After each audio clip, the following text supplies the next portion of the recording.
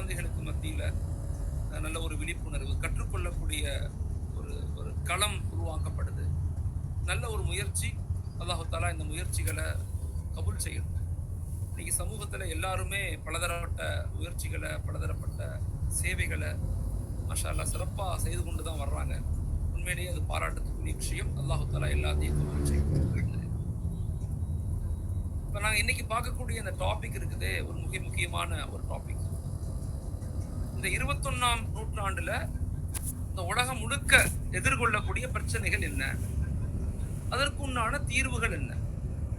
இஸ்லாமிய மார்க்கம் என்பதும் நமது கண்மணி நாயகம் ஸல்லல்லாஹு அலைஹி வஸல்லம் அவர்களும் இருவருமே அல்லாஹு தாலா இந்த இரண்டையுமே நமக்கு அருட்கொடையாக கொடுத்திருக்கிறான். இந்த இரண்டுமே பிரச்சனைகளை பேசுவதை விட தீர்வுகளை உலகத்துக்கு சொல்லக்கூடிய ஒரு ரஹ்மத்தாக இருந்திருக்கு. இன்னத்தீன இந்தல்லாஹில் இஸ்லாம், அல்லாஹ்வில் ஏற்றுக்கொள்ளப்பட்ட மார்க்கம் இஸ்லாமிய மார்க்கம் தான். ரஹ்மத்துல்லில் ஆலமீன் ஸல்லல்லாஹு அலைஹி வஸல்லம் இந்த முழு உம்மத்துக்கும் ரஹ்மத்தாக இருக்கிறாங்க. அப்போ எப்பயுமே நாம ஒரு சமூக எழுச்சியை நோக்கி, ஒரு சமூக மாற்றத்தை நோக்கி, ஒரு சமூக அப்டேட்டை நோக்கி நம்ம நகரணும்னா முதலாவதாக நம்மள்ட்ட என்ன பிரச்சனைகள் இருக்குது, அதுக்கு உண்டான தீர்வுகள் என்ன அப்படிங்கிறத பத்தி பேசக்கூடியவங்களாக நாங்க மாறணும். அதை பத்தி யோசிக்கக்கூடியவங்களாக மாறணும். இன்னைக்கு நாங்க பேசக்கூடிய இந்த டாபிக் இது ஒரு பயானாக நினைக்காம, இது ஒரு பயான் நிகழ்ச்சி அப்படிங்கிற மாதிரி யாரும் ஃபீல் பண்ண வேணாம். இது மாறாக இது ஒரு ஐடியாலஜி, இது ஒரு கருத்தியலை நான் உங்களுக்கு இப்ப சொல்ல போறேன். இப்ப நம்மளை சுத்தி உலகத்துல என்ன நடக்குது, அதற்கு இஸ்லாம் கூறக்கூடிய சொல்யூஷன் என்ன, தீர்வுகள் என்ன, அதை நம்ம எப்படி வாழ்க்கையில பின்பற்றணும். இங்க நிறைய பெண்கள் கலந்திருப்பீங்க, பார்ப்பீங்க, நிறைய குழந்தைகள் பார்க்குறீங்க, நிறைய காலேஜ் ஸ்டூடெண்ட்ஸ் பார்க்குறீங்க, ப்ரொஃபஷனல் நிறைய பேர் இந்த சேனலை பார்க்குறாங்க. மாஷா அல்லாஹ், உண்மையிலேயே ஒரு வரவேற்கத்தக்க ஒரு முயற்சி. அல்ஹம்துலில்லாஹ். இப்போ இந்த நிகழ்வுல நடக்கக்கூடிய இந்த கருத்தியல், இந்த ஐடியாலஜியை கொஞ்சம் ஆழமாக உங்களுடைய மூளைகளுக்கு கொண்டு போகாதீங்க, உங்க உள்ளத்துக்கு கொண்டு போங்க. நாலேஜை ரெண்டு வகையா பிரிக்கிறாங்க. ஒன்று இருக்குது இன்ஃபர்மேஷன், இன்னொன்று இருக்குது டிரான்ஸ்ஃபர்மேஷன். இன்ஃபர்மேஷன்ங்கிறது மனிதனுடைய மூளையிலிருந்து உருவாகும். டிரான்ஸ்ஃபர்மேஷன் அப்படிங்கிறது மனிதனுடைய கல்விலிருந்து, உள்ளத்திலிருந்து உருவாகும். எந்த விஷயங்களை நீங்க மூளைக்கு கொண்டு போனீங்கன்னா that will be going to raise the question. அது உங்களுக்கு கேள்விகளை தான் உருவாக்கும். நீங்க உள்ளத்துல கொண்டு போனீங்கன்னா நிச்சயமாக உங்களுக்கு ஒரு ஞானத்தை, ஒரு தெளிவை, ஒரு சொல்யூஷன் அது கொடுக்கும் இன்ஷா அல்லாஹ். அதனாலதான் அல்லாமா ரூமி ரஹ்மத்துல்லாஹி அலைஹி சொல்றாங்க, உள்ளத்திலிருந்து கேளுங்க, உள்ளத்திலிருந்து பாருங்க, உள்ளத்திலிருந்து பேசுங்க. அப்பதான் மக்களை சமூக எழுச்சியை நோக்கி நம்ம உருவாக்க முடியும், மக்களை நேர்வழியின் பக்கம், ஹிதாயத்தின் பக்கம் கொண்டு வர முடியும் அப்படிங்கிறத நம்முடைய மூத்த உலமாக்கள் நமக்கு சொல்லி கொடுக்குறாங்க. அதனால் இன்னைக்கு நடத்தக்கூடிய இந்த பாடத்தை, இந்த ஐடியாலஜி, இந்த கருத்தியலை கொஞ்சம் ஆழமாக உள்வாங்குங்க. இது என்னுடைய மிக முக்கியமான ஒரு ஆய்வு பேப்பர். இந்த 21ஆம் நூற்றாண்டுல ஒரு 21 பிரச்சனைகளை நம்ம ஆய்வு செஞ்சிருக்கிறோம். அந்த பிரச்சனைகளுக்கான தீர்வுகளை குர்ஆன் நமக்கு எப்படி சொல்லுது அப்படிங்கிறதையும் என்னால எவ்வளவு சுருக்கமாக விளங்குற மாதிரி சொல்ல முடியுமோ இன்ஷா அல்லாஹ் விளங்குற மாதிரி சொல்ல நான் முயற்சிக்கிறேன். அல்ஹம்துலில்லாஹ். இந்த உலகத்தினுடைய அடிப்படையான ஒரு பிரச்சனை என்னன்னா the deficiency of spirituality. இதான் மிக முக்கியமான ஒரு பிரச்சனை. ஆன்மீக பற்றாக்குறை, இறை சிந்தனையுடைய பற்றாக்குறை, நபியினுடைய நெருக்கத்தினுடைய பற்றாக்குறை, இஸ்லாமிய தொடர்புடைய பற்றாக்குறை. உலகம் எவ்வளவு அப்டேட் ஆனாலும், உலகம் எவ்வளவு நவீனத்துவமாக மாற்றப்பட்டாலும், உலகம் எவ்வளவு பெரிய அறிவியல், ஏஐ டெக்னாலஜி, பிளாக் செயின் டெக்னாலஜியை நோக்கி நகர்ந்தாலும் இஸ்லாமிய மார்க்கம் என்பது அது புதியதை நோக்கி நகராது. இஸ்லாமிய மார்க்கம் என்பது என்னைக்குமே அது பழையதை நோக்கி தான் நகரும். பழையது அப்படின்னு சொன்னா நீங்க நினைக்க கூடாது இது ஒரு ஃபண்டமெண்டலிசம், இது அடிப்படைவாதிகள் அப்படிங்கிறத சில மேற்கத்திய சிந்தனையாளர்கள் இஸ்லாத்தை பத்தி தவறாக விளங்கி கொள்றாங்க. உண்மை என்னன்னா உலகத்திலேயே அப்டேட்டடான, ஒரு ஆத்தன்டிகேட்டடான, ஒரு ஆர்கனைசடான, ஒரு ஆதாரபூர்வமான உள்ள ஒரே ஒரு ரிலீஜியஸ் ஒரு மார்க்கம் அப்படிங்கிறது இஸ்லாமிய மார்க்கம் தான். இஸ்லாமிய மார்க்கம் நமக்கு என்ன சொல்லுது? உலகத்தினுடைய முதல் பிரச்சனையாக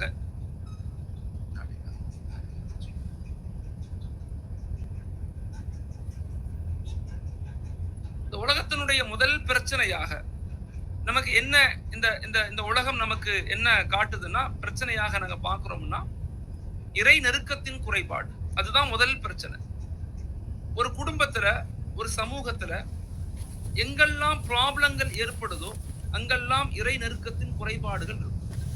ஒரு ஃபேமிலியில கணவன் மனைவிக்கு மத்தியில உறவுகள் பிரச்சனை, அத்தா மகனுக்கு மத்தியில உறவுகள் பிரச்சனை, வீட்டுல உள்ள குடும்பங்கள் உறவுகளுக்கு மத்தியில உறவுகள் பிரச்சனை ஏற்படுதுன்னா அங்க நாங்க கவனிக்க வேண்டிய மிக முக்கியமான ஒரு பகுதி என்னவாக இருக்கணும்னா, அங்க அவங்களுடைய இஸ்லாமிய ஈமானிய தொடர்புகள் அல்லாஹோடு எப்படி இருக்குதுன்னு பார்க்கணும். ஈமானிய தொடர்புகள், அல்லாஹுடைய தொடர்புகள் எந்த குடும்பத்துல, எந்த தனி மனிதனிடத்துல, எந்த சமுதாயத்துல வெரி ஸ்ட்ராங்கா இருக்குதோ அந்த சமூகம் வீழ்ச்சியை அடைய முடியாதுன்னு சொல்றாங்க. இஸ்லாமிய சமூகம் என்பது ஏதோ நேத்து உருவான ஒரு மார்க்கம் அல்ல. இஸ்லாமிய சமூகம் என்பது இந்த உலகத்தை 1318 ஆண்டுகள் அறிவால், சிந்தனையால், ஆற்றலால், கண்டுபிடிப்புகளால், பொருளாதாரத்தால், அரசியல் மாற்றங்களால், கலாச்சாரங்களால், அடையாளங்களால், இப்படி எல்லா துறைகளிலுமே நின்று இருந்து சாதித்து உருவாக்கிய ஒரு வலிமையான சமூகம் இஸ்லாமிய சமூகம். நாங்க ஏன் கடந்த 300 ஆண்டுகளாக பின்தங்கி போனோம் அப்படின்னு சொன்னா அதற்கு அடிப்படை ரீசன், ஒரு மிக முக்கியமான காரணம், நாங்கள் அந்த இஸ்லாமிய அடிப்படை நோக்கத்தை, குர்ஆனுடைய தொடர்பை, அல்லாஹுடைய தொடர்பை, ரசூலுடைய தொடர்பை, ஈமானிய தொடர்பை விட்டதனுடைய விளைவுதான் அப்படிங்கறத ரொம்ப முதல்ல நாங்க புரிஞ்சுக்கணும். புஜபலமும் புத்தி பலமும் மட்டும் போதாது. புஜபலமும் புத்தி பலமும் மட்டும் போதாது. பெரிய அதிகார பலமும் அறிவு பலமும் மட்டும் ஒரு சமூகத்தை வெல்றதுக்கு காரணம் அல்ல. ஆன்மீக பலம் வேணும். ஆன்மீக பலம் தான் எங்களை எல்லா நிலையிலும் உருவாக்கும். எங்களை எல்லா நிலையிலும் தீமைகளை எதிர்க்கக்கூடிய ஆற்றலை ஆன்மீக பலம் தான் நமக்கு கொடுக்கும். ஈமான் தான் நம்முடைய வெற்றி, ஈமான் தான் நம்முடைய பாதுகாப்பு, ஈமான் தான் நம்முடைய முன்னேற்றம் அப்படிங்கறத ரொம்ப ஆழமா நம்ம விளங்கிக்கணும். ரொம்ப ஆழமா நாங்க புரிஞ்சுக்கணும். எங்களுடைய இபாதாத்துகளை, எங்க திக்ருகளை, இந்த இறை நெருக்கத்தினுடைய குறைபாடு தான் எங்களுடைய எல்லா பிரச்சனைகளுக்கும் காரணம்ங்கிறத நம்ம முதல்ல ஆழமா விளங்கணும். தனிமையில உட்கார்ந்து கொஞ்ச நேரம் யோசிச்சு பாருங்க. நம்ம ஏன் இவ்வளவு கோவப்படுறோம்? ஏன் குடும்பங்கள் உறவுகளுக்கு மத்தியில இணைப்பு இல்ல? ஏன் கணவன் மனைவிக்கு மத்தியில இணைப்பு இல்ல? ஏன்னா நான் குர்ஆனை அமல்படுத்தல, நபியினுடைய வாழ்வியலை அமல்படுத்தல, தொழுகையில இபாதாத்துகள்ல ஒரு உணர்வு பூர்வமாக ரூஹானியத்தாக நம்ம இல்ல. அதனுடைய விளைவுதான் நாங்க பின்தங்கி போறோம். ஜார்ஜ் பெசாங் அப்படிங்கிற எழுத்தாளன் தி ஸ்பானிஷ் முஸ்லிம்ங்கிற புத்தகத்துல சொல்லும் போது, 800 வருஷம் ஸ்பெயினை ஆண்ட, 1300 ஆண்டுகள் இந்த உலகத்தை வலிமையாக உருவாக்கிய இஸ்லாமிய சமூகத்தினுடைய அடிப்படை, அவர்களுடைய வாழ்வியல், அவர்களுடைய நோக்கம், அவர்களுடைய இலக்கு அனைத்துமே குர்ஆனையும் நபியினுடைய வாழ்வியலையும் ஈமானிய தொடர்புகளையும் இருந்ததனால்தான் இவ்வளவு அறிவு சார்ந்த மக்களாக அவர்களால் இருக்க முடிந்தது. எப்ப நாங்க அதை மிஸ் பண்ணுமோ, எப்ப உலகத்தினுடைய இன்பத்தை நோக்கி, உலகத்தினுடைய ஆசைகளை நோக்கி இப்ப நாங்க பயணிக்க ஆரம்பிச்சோனோ, இஸ்லாத்துல உலகத்துல பின்தங்கிய மக்களாக நாங்க மாறிட்டோம். இப்ப எங்களுடைய முதல் பிரச்சனையாக இருக்கிறது இறை நெருக்கத்தின் குறைபாடு. அதை நாங்க சரி செய்யணும். தயவு செய்து தாய்மார்கள் வீடுகள்ல இறைவன் அல்லாட்ட அதிகமா துஆ செய்யுங்க. தொழுகை, 5 நேர தொழுகைய முடிந்த அளவிற்கு எவ்வளவு முடியுமோ அவ்வளவு ஸ்ட்ராங்னஸா அந்தந்த நேரத்துல தொழுகிறதுக்கு முயற்சி செய்யுங்க. குழந்தைகளை இலக்குகளோடு அல்லாஹோடு இணைத்து வளருங்க. டைரக்ட் கம்யூனிகேஷன் வித் அல்லாஹ். அல்லாஹோடு குழந்தைகளை இணைங்க. எப்பயுமே மனிதர்களோடு இணைக்காது, மனிதர்களை அல்லாஹோடு இணைங்க. அதுதான் நம்முடைய வலு, அதுதான் நம்முடைய பாதுகாப்பு அப்படிங்கறத குழந்தைகளுக்கு சொல்லிக் கொடுங்க. எந்த நிலையிலும் அல்லாஹ் எங்களை கைவிட மாட்டான். லா தக்னது மின் ரஹ்மத்தில்லாஹ். நீங்கள் அல்லாஹ்வுடைய மீது, அல்லாஹ்வினுடைய ரஹ்மத்தின் மீது நிராசை அடையாதீங்கன்னு சொல்லுங்க. அல்லாஹ் எங்களை ரொம்ப நேசிக்கிறான் அப்படின்னு சொல்லுங்க. பிள்ளைங்களுக்கு, கணவன் வீட்டுல கணவன் மனைவிக்கு சொல்லுங்க, மனைவி கணவனுக்கு சொல்லுங்க, அத்தா அம்மாவுக்கு சொல்லுங்க, எல்லாத்துக்கும் சொல்லுங்க. இறை சிந்தனையை அதிகப்படுத்துங்க. அல்லாஹுடைய இணைப்பை ஸ்ட்ராங் பண்ணுங்க. அதுதான் எங்களுடைய முதல் பிரச்சனையாக இருக்கிறத நம்பிக்கை. அதுல இருந்து வெளிப்படணும்னா எங்களுடைய இபாதாத்துகளை, எங்களுடைய திக்ருகளை, எங்களுடைய குர்ஆன் ஷரீஃப்களை, மக்களை நேசிக்கிறத, அன்பு செலுத்துறது, நபியினுடைய அஹ்லாக்குகளை வாழ்க்கையில பின்பற்றி பாருங்க. வாழ்க்கை அவ்வளவு இன்பமாக இருக்கும், ருசியாக இருக்கும். ரசிச்சு வாழ முயற்சி செய்யுங்க. எல்லாத்தையும் மன்னிச்சிடுங்க, எல்லாத்திட்டையும் அன்பு கொள்ளுங்க, எல்லாத்தின் மீது இறக்கப்படுங்க. நிச்சயமாக அந்த நிலை நமக்கு வந்தா மட்டும்தான் நாங்க வாழ்க்கையில முன்னேற முடியும். இப்ப எங்களுடைய முதல் பிரச்சனையை நாங்க முதல்ல புரிஞ்சுக்கணும். அப்ப இறை நெருக்கம் தான் எங்களுடைய ஸ்ட்ராங்னஸ், அதான் எங்களுடைய தீர்வு, அதுதான் எல்லா பிரச்சனைகளுக்கும் அடிப்படைங்கிறத விளங்கிக்கணும். இரண்டாவதாக, உலகத்தினுடைய இரண்டாவது பெரும் பிரச்சனை அதீத வறுமை, எக்ஸ்ட்ரீம் பாவர்ட்டி. அல்லாஹ் குர்ஆன்ல சொல்றான், ஈலாஃபி குரைஷின் ஈலாஃபிஹிம் ரிஹ்லத ஷிதாஇ வஸ்ஸைஃப் ஃபலியஅபுது ரப்ப ஹாதல் பைத்தில் லதி அத்அமஹும் மின் ஜூஇன் வ ஆமனஹும் மின் ஹௌஃப். குர்ஆன் இதை 2-3 இடங்கள்ல சொல்லுது. உலகத்தினுடைய மிக முக்கியமாக பிரச்சனையாக குர்ஆன் 2 சொல்லுது. ஒன்று ஹவுஃப், இரண்டாவது ஜூ. அதாவது ஒன்னு யுத்தம், இன்னொன்னு பசி, வறுமை. இது ரெண்டும் தான் உலகத்தினுடைய உச்சகட்டமான, இந்த ரெண்டுல இருந்து தான் உலகத்தினுடைய எல்லா பிரச்சனைகளும் தோன்றுது. ஒன்று யுத்தம், இரண்டாவது வறுமை. இப்ப இரண்டாவது நம்முடைய இந்த உலகத்தில் இருக்கக்கூடிய மிகப்பெரிய பிரச்சனை வறுமை கோட்டுக்கு கீழே மக்கள் நிறைய பேர் இருக்கிறாங்க. தயவு செய்து உங்க வாழ்க்கையில மக்களை போய் சந்திங்க. உங்க மஹல்லாவுல, உங்க வீட்டு பக்கத்துல உள்ள ஏழ்மையான குடும்பங்களை போய் சந்திங்க. அந்த ஏழ்மையான குடும்பங்களுடைய நிலைகளை பாருங்க. கிட்டத்தட்ட இந்தியாவில மட்டும் முஸ்லிம்கள் 136% முஸ்லிம்கள் வறுமை கோட்டுக்கு கீழே இருக்கிறாங்க. வறுமை கோடுனா என்ன தெரியுமா? ஒரு நாளைக்கு 80 ரூபாய் காசு இல்லாம யார் வாழ்றாங்களோ அவங்க வறுமை கோட்டுக்கு கீழே இருக்கிறாங்க. $1, ஒரு நாளைக்கு $1 கிடைக்கல, $1 எங்களுக்கு கிடைக்கிறன்னா நாங்க வறுமை கோட்டுக்கு கீழே இருக்கிறோம். அவங்களுக்கு உணவு இல்ல, அடிப்படையான உணவு முறைகள் இல்ல, ஆரோக்கியமான வாழ்க்கை. இதெல்லாம் யோசிச்சு பாருங்களேன். எவ்வளவு சம்பாதிக்கிறோம். ஒரு ஹோட்டலுக்கு போனா 2000 ரூபாய்க்கு சாப்பிடுறோம், 3000 ரூபாய்க்கு சாப்பிடுறோம். ஆனா எங்க பக்கத்து வீடுகள்ல எத்தனையோ எங்க மஹல்லாக்கள்ல ஏழ்மையான மக்கள் வசிக்கிறாங்க, சாப்பாட்டுக்கு வழி இல்லாம வசிக்கிறாங்க. மக்களை, சமூகத்தை எழுச்சியை நோக்கி நகர்த்தணும்னு எல்லாரும் விரும்புறோம். ஆனா யாராவது அப்ளை செய்யறோமானா மிகப்பெரிய கேள்விக்குரிய. எல்லாரும் கவலைப்படுறோம், யாரு கவலைப்படல. ஒரு செருப்பு தைக்கிற முஸ்லிம்ல இருந்து ஒரு ஜட்ஜாக இருக்கக்கூடிய முஸ்லிம் வரை எல்லாரும் கவலைப்படுறாங்க. ஆனா கவலைகள் நமக்கு எப்படி வருதுன்னா, யாராவது பேசினா கவலை வரும், பேசி முடிச்ச உடனே கவலை நம்மளை விட்டு போயிடும். யாராவது பேப்பர்ல ஏதாவது நம்ம சமூகத்தை பத்தி கஷ்டமா படிக்கும் போது கவலை வரும், அதுக்கப்புறம் கவலை நம்மளை விட்டு போயிடும். டீ குடிக்கும் போது கவலை வரும், டீ குடிச்சு முடிச்ச உடனே கவலை போயிடும். இந்த கவலைகள், இந்த கன்சர்ன் பத்தாது. இந்த கவலைகளை ஆற்றலா கன்வெர்ட் பண்ணுங்க. மக்களை போய் சந்திங்க, வீடு வீடா மக்களை போய் பாருங்க. நீங்க கேள்விப்பட்டிருப்பீங்க, உமர் அலி அல்லாஹ் நகர்வலம் வருவதற்காக அந்த தெருக்களுக்கு போய்கிட்டு இருக்காங்க. ஒரு இடத்துல ஒரு அம்மா தன் குழந்தைகளோடு உட்கார்ந்து இருக்கிறாங்க. வரலாற்றுல மிக முக்கியமாக எழுதப்பட்ட ஒரு விஷயம் இது. அந்த குழந்தைகள் எல்லாம் அழுகுது. அந்த அம்மா வெறும் சட்டியை தண்ணி ஊத்தி அடுப்புல வச்சிருக்குது. ஹஜரத் உமர் அலி அல்லாஹ் பக்கத்துல வந்து கேட்டாங்க, சலாம் சொல்லிட்டு, ஏமா குழந்தைகள்லாம் அழுகுது, நீ வெறும் அடுப்புல வெறும் தண்ணியை வச்சிருக்கிறியே, உணவு இல்லையான்னு கேட்டாங்க. அந்த பெண்மணி சொன்னாங்க, எங்களுக்கு சாப்பாட்டுக்கு வழி இல்ல, எதுவுமே எங்களுக்கு இல்ல. உமர் அலி அல்லாஹ் கேட்டாங்க, உங்க அமீருக்கு சொல்ல வேண்டியதானே, இதை போய் உங்க அமீருக்கு சொல்ல வேண்டியதானே, நாட்டினுடைய பொறுப்பாளர் இருக்காரு உமர் அலி அல்லாஹ், அவர்கிட்ட போய் சொல்ல வேண்டியதானே சொன்னாங்க. அந்த பெண்மணி கேட்ட வார்த்தை வரலாற்றில் பதிவு செய்யப்பட்டிருக்குது. அந்த பெண்மணி திரும்பி கேட்பாங்க, அமீர்ட்ட நான் ஏன் சொல்லணும்? அமீர் அல்லவா என்ன பத்தி தெரிஞ்சுக்கணும், அமீர் அல்லவா என்ன பத்தி தெரிஞ்சுக்கணும். மக்கள் நம்மள்ட்ட கையேந்த வரமாட்டாங்க. அது அடிப்படை தர்மம் அல்ல, அது அடிப்படை அல்ல. நாம தான் மக்களை பார்க்கணும், நாங்க தான் மக்களை மீட்டெடுக்கணும். இந்தியாவுல இஸ்லாமிய சமூகத்தினுடைய வறுமை கோட்டு கீழே உள்ள மக்கள், ஏழ்மையான மக்களுடைய நிலைகளை யோசிச்சு பாருங்க. உங்க ஊரை பொறுப்படுங்க. உங்கள் ஊர், உங்கள் மண், உங்கள் மக்கள், உங்கள் ஜெனரேஷன், உங்கள் வருங்கால சந்ததிகளை பாதுகாத்துக் கொள்ளுங்க. வறுமை மிக மோசமானது, கொடியதும் வறுமை மிகையதும் கொடியதுன்னு சொல்றான். தமிழ் இலக்கியங்கள்ல மிக ஆழமாக சொல்லப்படுது. அந்த டேட்டா பேஸ்ல நான் சொல்றேன். ஆனா பெரிய ஒரு ஆச்சரியம் என்னன்னா, இந்தியாவுல 136% வறுமை கோட்டு கீழே முஸ்லிம்கள் இருந்தாலும், மற்ற ஏனைய மக்கள் 25.2% மக்கள் வறுமை கோட்டுக்கு கீழே இருந்தாலும், பெரிய ஒரு நலவான விஷயமும் கூட. நம்ம சந்தோஷப்பட, அல்லாஹ்வுக்கு ஷுக்ர் செய்யணும். ஆனா தமிழகத்துல அப்படி ஒரு நிலைமை இல்லை. தமிழகத்துல ஒரு மஹல்லாவுல 100 பேர் இருக்காங்கன்னா, அதுல வெறுமனே 8 இருந்து 12 நபர்கள் மட்டும்தான் வறுமை கோட்டுக்கு கீழே இருக்கிறாங்க. அவங்கள சந்திங்க, அவங்கள மீட்டெடுங்க. ஒவ்வொரு மஹல்லாக்களும் முயற்சி செய்யுங்க. அடுத்த 3 வருஷத்துல வறுமையில்லா மஹல்லாக்களை நாங்கள் உருவாக்குவோம்ங்கிறத உறுதி கொள்ளுங்க. பயான்கள் நிறைய கேட்கிறோம், வாழ்க்கையில அமல் செய்யுங்க. வாழ்க்கையில இம்ப்ளிமெண்டேஷன் நோக்கி நகர்த்துங்க.